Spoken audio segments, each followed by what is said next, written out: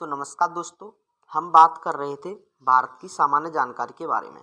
इसके अंतर्गत हम एक टॉपिक को डिस्कस कर चुके थे जिसका नाम था भारत की अवस्थिति। अब हम डिस्कस करने वाले हैं भारत के प्रमुख नामों के बारे में, यानी भारत को किन किन नामों से बुलाया जाता है। तो भारत के नामों को बेसिकली दो भागों में डिवाइड किया जा सकता है।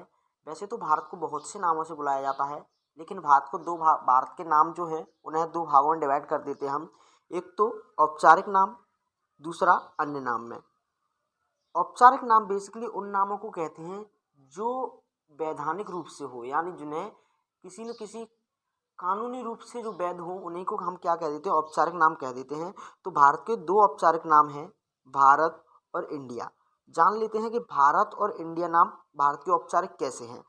तो औपचारिक नाम हम बेसिकली किन्हें कहते हैं, जो वैधानिक रूप से हो। औपचारिक नाम बेसिकली हम किन्हें कहेंगे, जो वैध रूप से हो, जो कहीं पर लिखे गए हो। तो हमारे भारतीय संविधान में कहा गया है, भारतीय संविधान के अनुच्छेद 1 में कहा गया है कि अनुच्छेद 1 में क्या कहा गया है, भारतीय संविधान के अनुच्छेद 1 में कहा गया है कि भारत अर्थात इंडिया। अनुच्छेद 1 में क्या कहा गया, भारत अर्थात इंडिया। तो हमारे भारतीय संविधान के अनुच्छेद 1 से भारत के दो नाम निकल कर आते हैं, भारत अर्थात इंडिया, जो कि दो औपचारिक नाम हैं। यह कहाँ से निकल कर आते हैं, तो यह निकल कर आते हैं हमारे भारतीय संविधान के अनुच्छेद 1 से। चलिए जान लेते हैं कि भारत नाम कैसे पड़ा और इंडिया नाम कैसे पड़ा। तो बेसिकली भारत जो नाम है उसके बारे में दो अवधारणाएं मानी जाती हैं। एक तो ऋग्वेद के अनुसार, दूसरा वायु पुराण के अनुसार। ऋग्वेद के अनुसार कहा जाता है कि एक भरत नाम का क्या था, कबीला था। और इस कबीले के आधार पर भारत का नाम क्या पड़ गया, भारत पड़ गया। इस भरत नाम के आधार पर ही भारत का नाम क्या पड़ गया, भारत पड़ गया। यानी ऋग्वेद कहता है कि एक भरत नामक कबीला था और इस कबीले के आधार पर भारत का नाम क्या पड़ा, भारत पड़ा। वहीं वायुपुराण क्या कहता है, तो वायुपुराण कहता है कि एक राजा थे। कौन थे, एक राजा थे जिनका नाम था राजा दुष्यंत। राजा कौन थे, राजा का नाम था दुष्यंत। राजा दुष्यंत थे। यह जो राजा दुष्यंत थे, इनका एक पुत्र था और इस पुत्र का नाम क्या था, पुत्र का नाम था भरत। इस पुत्र का नाम क्या था, भरत था। और इसी के नाम पर भारत का नाम क्या पड़ गया, भारत पड़ गया। इसी के नाम पर भारत का नाम क्या पड़ गया, भारत पड़ गया। यानी वायुपुराण कहता है कि एक राजा थे जिनका नाम था दुष्यंत, यानी राजा दुष्यंत थे। इनका एक पुत्र था, कौन, भरत। और इसी भरत के नाम पर ही भारत का नाम क्या पड़ा है, भारत पड़ा है। अब जान लेते हैं कि भारत का नाम इंडिया कैसे पड़ा। बेसिकली आपको समझ में आ गया होगा कि भारत का नाम भारत कैसे पड़ा। इसके बारे में दो अवधारणाएं हैं, एक तो ऋग्वेद और दूसरा वायुपुराण। ऋग्वेद कहता है कि भरत नामक कबीला था, इसी के नाम पर इनका भारत नाम पड़ गया। और वायुपुराण कहता है कि राजा दुष्यंत थे, इनका एक पुत्र था भरत, और इसी के नाम पर भारत का नाम क्या पड़ा, भारत पड़ा। अब जान लेते हैं हम इंडिया कैसे पड़ा।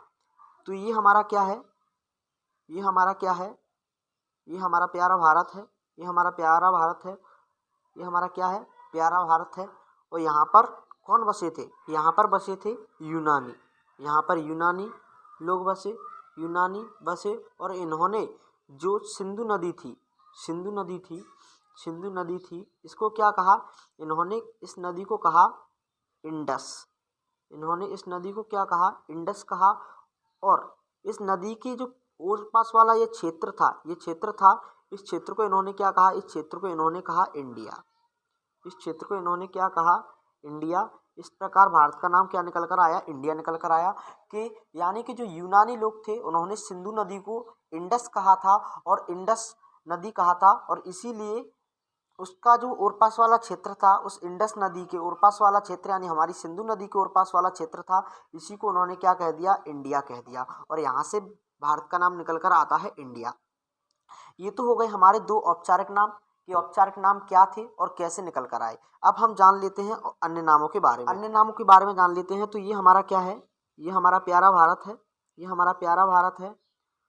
और ये क्या है, ये है सिंधु नदी। ये क्या है, सिंधु नदी। यहाँ से आर्य आए, यहाँ से आर्य आते हैं, उत्तर भारत में बस जाते हैं। और उत्तर भारत में जब आर्य बसते हैं, उत्तर भारत में जब आर्य बसते हैं तो इस क्षेत्र में इन्होंने, आर्यों ने क्या की थी, वैदिक सभ्यता की स्थापना की थी। जब आर्यों ने इस क्षेत्र को वैदिक सभ्यता की स्थापना की थी तो हमारे भारत को नाम दे दिया गया आर्यावर्त। हमारे भारत को क्या नाम दे दिया गया, आर्यावर्त। क्यों कहा गया, क्योंकि आर्यों ने वैदिक सभ्यता के क्या की थी, स्थापना की थी भारत में, और इसीलिए इसको नाम दे दिया गया आर्यावर्त। और इसी को क्या कहा जाता है, ब्रह्मावर्त भी कहा जाता है, ब्रह्मावर्त भी कहा जाता है, ब्रह्मावर्त भी कहा जाता है। तो बेसिकली आपको समझ में आ गया होगा कि भारत को आर्यावर्त क्यों कहा जाता है, क्योंकि यहाँ पर आर्य लोग आए, उन्होंने वैदिक सभ्यता का स्थापना की, और आर्यों को वैदिक सभ्यता के संस्थापक माना जाता है, इसीलिए भारत को आर्यावर्त कहा जाता है, आर्यावर्त कहा जाता है। भारत को एक और नाम से जाना जाता है, वो नाम क्या है, भारत, भारतवर्ष।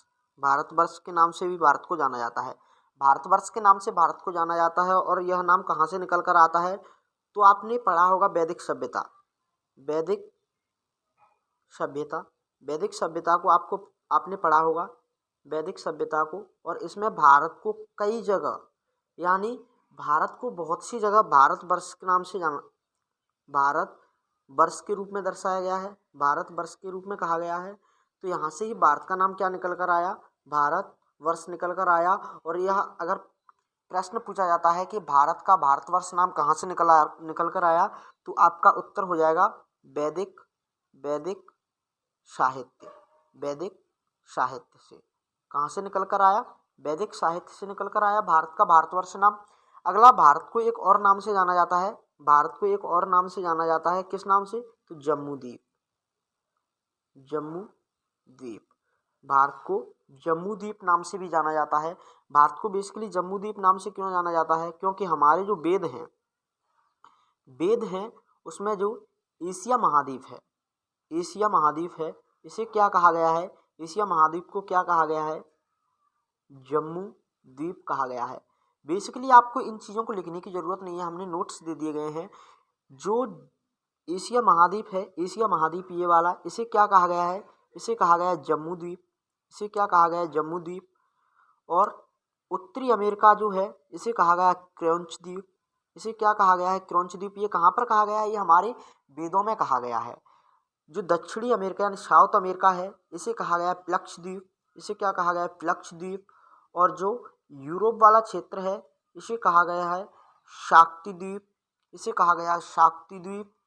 और जो अफ्रीका वाला क्षेत्र है, अफ्रीका वाला, इसे क्या कहा गया है, इसे कहा गया है पुष्कर द्वीप, इसे क्या कहा गया है, पुष्कर द्वीप। और जो ऑस्ट्रेलिया वाला क्षेत्र है, ऑस्ट्रेलिया वाला, इसे क्या कहा गया है, इसे कहा गया है साल्मली द्वीप, इसे क्या कहा गया है, साल्मली द्वीप। और एक बचता है कुशद्वीप, कुशद्वीप किसे कहा गया है, तो आपको यहाँ पर कुछ दिखाई दे रहा होगा, आपको ये वाला क्षेत्र दिखाई दे रहा है, यहाँ पर कौन सा क्षेत्र है, तो इंडोनेशिया फिलीपींस वाला क्षेत्र है ये। और इसी क्षेत्र को क्या कहा गया है, इसी क्षेत्र को कहा गया है कुशद्वीप, और इसी क्षेत्र को क्या कहा गया है, कुशद्वीप कहा गया है। और हमारे जो वेद हैं उसमें कहीं पर भी इस अंटार्कटिका महाद्वीप का कोई भी क्या नहीं मिलता है, साक्ष्य नहीं मिलता है। उस समय अंटार्कटिका महाद्वीप को किसी भी नाम से नहीं जाना जाता था। तो आपको पता पड़ गया भारत का नाम जम्मू द्वीप कैसे निकला, तो हमारे वेदों से निकलता है भारत का नाम जम्मू द्वीप। किससे निकलता है, हमारे वेदों से। भारत को एक और नाम से जाना जाता है, किससे, तो भारत को कहा जाता है त्यांजू, भारत को क्या कहा जाता है, त्यांजू। और ये त्यांजू नाम भारत को किसने दिया, भारत को त्यांजू नाम किसने दिया, तो भारत को त्यांजू नाम दिया था चीनी यात्रियों ने। जो चीनी यात्री थे, इन्होंने भारत को क्या कहा था, इन्होंने भारत को कहा था त्यांजू, इन्होंने भारत को क्या कहा था, त्यांजू कहा था। तो त्यांजू नाम भारत का कहाँ से निकल कर आता है, चीनी यात्रियों के द्वारा। भारत को एक और नाम से जाना जाता है, भारत को एक और नाम से जाना जाता है, एक और नाम है भारत का क्या, नाभी वर्ष,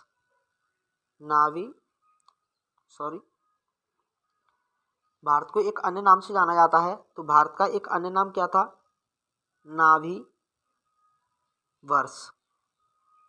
और इस नाभी वर्ष के बारे में हमें जानकारी नहीं है कि ये नाम कहाँ से निकल कर आया और इसे क्यों कहा जाता है। तो भारत को बस आपको याद रखना है कि भारत को एक और नाम से जाना जाता है, नाभी वर्ष के नाम से। अब बचा हमारा एक नाम जो बहुत ही प्यारा है, जो बेसिकली मुझे बहुत पसंद है, और वह है हिंदुस्तान। वह क्या है? हिंदुस्तान, यानी हमारा प्यारा हिंदुस्तान। तो बेसिकली जो हमारा ये क्या है, ये हमारा क्या है? भारत है। और यहाँ पर क्या है? यहाँ पर सिंधु नदी है। तो यहाँ से कुछ ईरानी लोग आते हैं, मध्य एशिया से कुछ ईरानी लोग आते हैं, मध्य एशिया से कुछ यूरानी लोग आते हैं, और यह यूरानी लोग आकर कहाँ पर बस जाते हैं? सिंधु नदी के किनारे बस जाते हैं। कहाँ पर बस जाते हैं? सिंधु नदी के किनारे बस जाते हैं। और बेसिकली जो ईरानी थे, जो ईरानी लोग थे, यह सको क्या कहते थे? यह सको कहते थे ह। सको क्या कहते थे? ह कहते थे। तो इन्होंने सिंधु को क्या कहा? सिंधु को कहा हिंदू। इन्होंने सिंधु नदी को क्या कहा? हिंदू नदी। और बेसिकली जो सिंधु नदी के ओर पास वाला क्षेत्र था, इसे ही इन्होंने क्या कह दिया? इसे ही इन्होंने कह दिया हिंदुस्तान। इसी को इन्होंने क्या कह दिया? इसी को इन्होंने कह दिया हिंदुस्तान। तो हमारे भारत का नाम निकल कर आता है यहाँ से हिंदुस्तान। चलो एक बार हम देख लेते हैं पीपीटी में। पीपीटी में हम देख लेते हैं। तो जो हमारा भारतवर्ष नाम है, भारतवर्ष नाम है, तो जो हमारा भारतवर्ष नाम है, यह कहाँ से निकल कर आता है? आर्यों की निवास स्थली थी यह। यहाँ पर सिंधु नदी के किनारे आर्यों की निवास स्थली थी। भारतवर्ष नाम कहाँ से निकल कर आता है? वैदिक साहित्यों से निकल कर आता है। जम्मू द्वीप नाम कहाँ से निकल कर आता है? तो जम्मू द्वीप एशिया महाद्वीप को कहते थे। किसमें? हमारे वेद पुराणों में कहते थे। त्याञ्जु जो नाम था, वह चीनी यात्रियों के द्वारा दिया गया नाम था। नाभी वर्ष के बारे में हमें जानकारी नहीं है कि नाभी वर्ष क्यों कहा जाता है भारत को। और एक नाम निकल कर आता है हिंदुस्तान, जो कि ईरानियों ने सिंधु नदी को हिंदू नदी कहा था और इस क्षेत्र को हिंदुस्तान कहा था। इसलिए हमारे भारत का नाम क्या निकल कर आया? हिंदुस्तान निकल कर आया। बेसिकली आपको अब समझ में आ गया होगा कि हमारे भारत को इतने नामों से क्यों जाना जाता है। तो चलिए दोस्तों, मिलते हम आपसे नेक्स्ट वीडियो में। तब तक के लिए आप अपना ख्याल रखना, और अगर वीडियो पसंद आया हो तो वीडियो को लाइक कर दें, हमारे चैनल को सब्सक्राइब कर दें, और अपने सभी दोस्तों को हमारे चैनल से जोड़ें। धन्यवाद दोस्तों।